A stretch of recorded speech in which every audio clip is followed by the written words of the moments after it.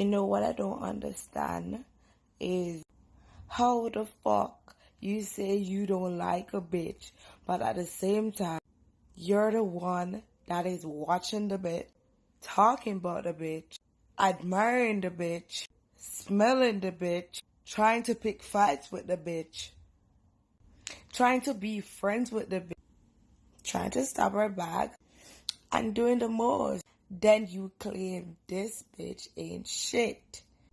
Bitch, you ain't fucking shit. Bitch, you ain't shit. You are an insecure, hateful human being.